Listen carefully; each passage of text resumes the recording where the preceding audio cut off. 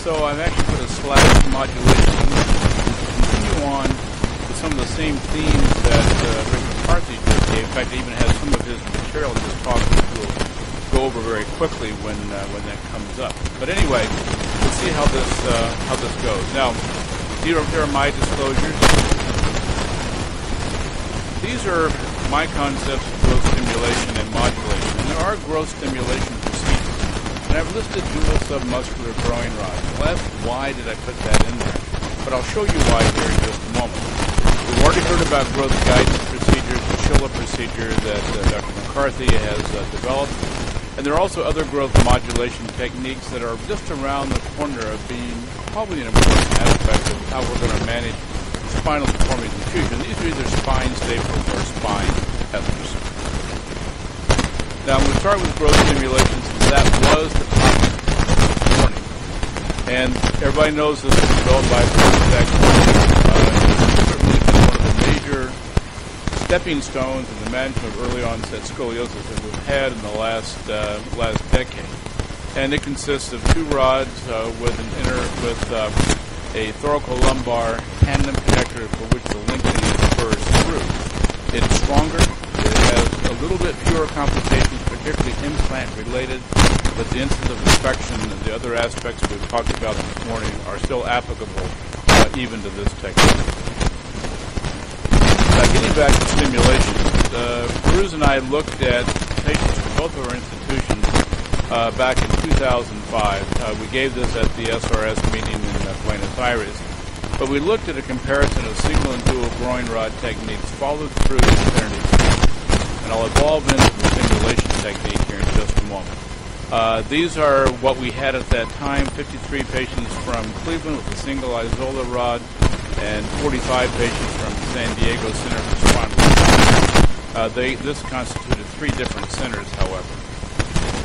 These are the study criteria, either a single or dual groin rod, introduced spinal fusion, and a minimum of 2 years of follow-up. And when we had this criteria, we only came up with 28 patients, 21 from my center, Rainbow Baby Children's Hospital, and 7 from San Diego. And I'm going to skip through this fairly quickly. There were 3 groups. Group 1, 5 patients, single Isola growing rod, short anterior and posterior apical fusion. Group 2, no apical fusion. And Group 3 were those 7 patients that had dual growing rod and no apical fusion. This is their clinical results, and you can see they're fairly similar, except for more lengthenings in the dual rod group. So that's where the concept of lengthening these rods every 6 months evolved from. We found that if you're lengthening every 6 months, irregardless of what the curve measurement is, you seem to get the best overall results. So that's why we have more lengthenings in group 3 than in the other two groups. Scoliosis was about the same, but you'll see that the final analysis showed that the dual groin rods gave far better correction, and you can see the percentile correction across the bottom, 23, 37, and 72. But this is the slide I wanted to get to today to kind of let you begin to think about growth stimulation. And we were measuring elongation with the amount of correction we got, or the amount of length we got, the rods first put in, and then we measured the T1S1 per year. And at the end, we took the combined length that we had, the T1S1 length, we compared that to the nucleo tables on the amount of growth expected per year, per gender, per age. And what we actually found in Group 1, with the apical fusions, we only had 25% of the expected growth of the spine in those children. And that's the single rod with apical fusion. We had about 80% of expected growth in the single rod without an apical fusion. But we had 130% growth in the children that had dual groin rods without a fusion.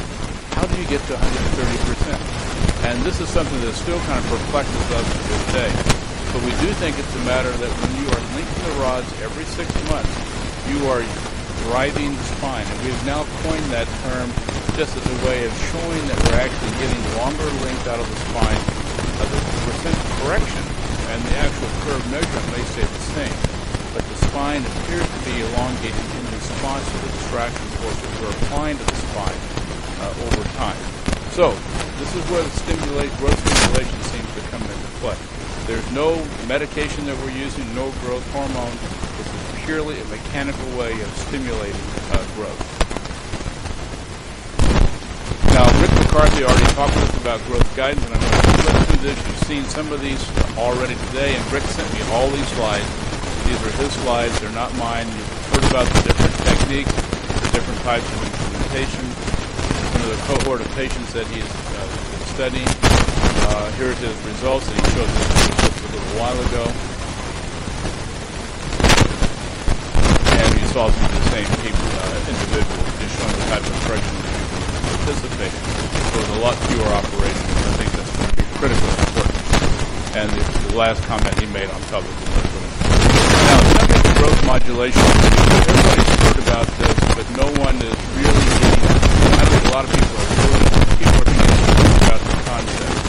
Randy Betts and his group in Philadelphia have been working on this. John Braun, who's now in Vermont, has been doing the same. Eric Wall and I in Ohio are just evolving into a technique, and I'm going to mention that to you just briefly. And then Peter Newton and others are also talking about tethers as well as a stapling technique in order to control the growth of the spine. This is some of Randy Betts' work. It's one of the few articles that have even been published, and this was just this past year. But looked at the concept of using stapling in place of bracing, because we all know the problems associated with bracing as far as compliance and the overall success rate is concerned.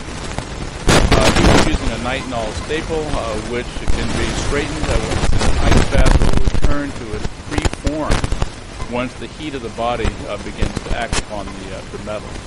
And so you get a good bite into the bone. It gives a constant force after implantation. Has very good pull-out strength, and that pull-out strength is one of the problems associated with it. If you need to go back and take this out, you cannot get it out because you can't re-cool the nitinol material. It has to be pulled out, and it will tear through the disc and the end plates of the vertebral body. And there's single prong, dual prongs that can be utilized. This is Randy's work looking at his patients with a minimum of 2 years of follow-up. These are some of their inclusion criteria. As you see, idiopathic scoliosis, risks are 0 to 1, curves 20 to 45 degrees, and a minimum of 2 years of follow-up. These are the results. They actually had complete data on 28 of their 29 patients. There were 41 curves in these 29 patients, and the mean age at the time of insertion of the staple was about 9.5 years. Their success was modestly defined as improved, as they had 10 degrees of improvement from the preoperative curve, 10 degrees or more of improvement, and no change if the curve stayed within 10 degrees of the preoperative measurement. If the curve progressed, it was considered failure. Thoracic curves, and you can see here that the small curves did well. Curves less than 35 degrees, they have a 79% success rate. Curves measuring less than 20 degrees in the first direct radiograph have even better correction, because when you put these staples in, you put them in the lateral decupitous position, you're getting some correction of the spinal deformity at the time of insertion.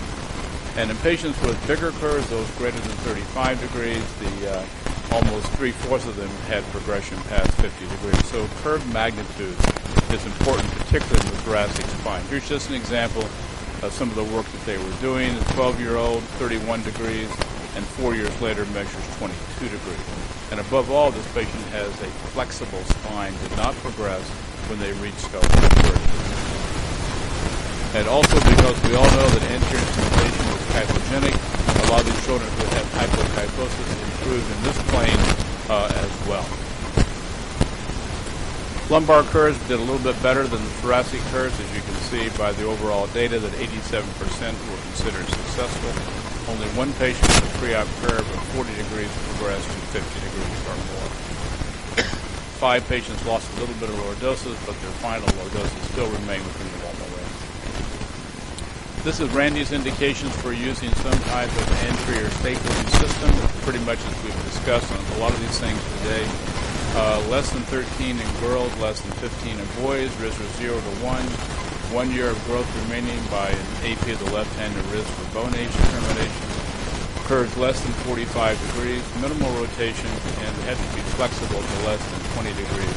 On side bending, and they also like to see sagittal thoracic curves less than 40 degrees. Now, this is something new, and this is what we're doing in Ohio, which I shouldn't say we're doing, we're getting ready to do. This is a new form of stapling for growth modulation, and it's called, this is called hemibridge. This bypasses the disc. That does not, and it's easy to remove because it's held in with screws rather than a crimping device. And we now have FDA approval. We also have funding from the state of Ohio because this is an Ohio-based company.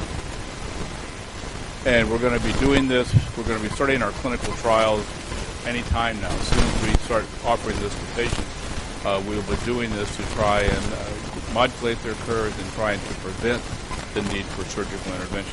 I have no data whatsoever at this time about this, but hopefully you'll be hearing more about it as time goes on.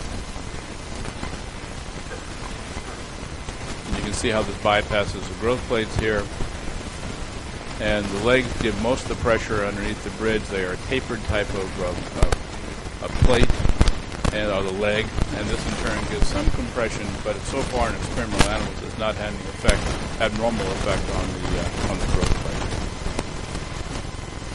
And so this is our eligibility criteria, pretty much the same as what Randy Betts had discussed. We've been trying to follow the current recommendations for brace treatment by the SRS as our indications for eligibility. So in conclusions regarding growth stimulation, I think this is something we're going to hear more and more about as time goes on. And whether it's growth stimulation or asymmetrical stimulation or modulation, it's going to be an important concept for the future because it should allow us to allow for spinal growth. It should control or correct some of the scoliosis.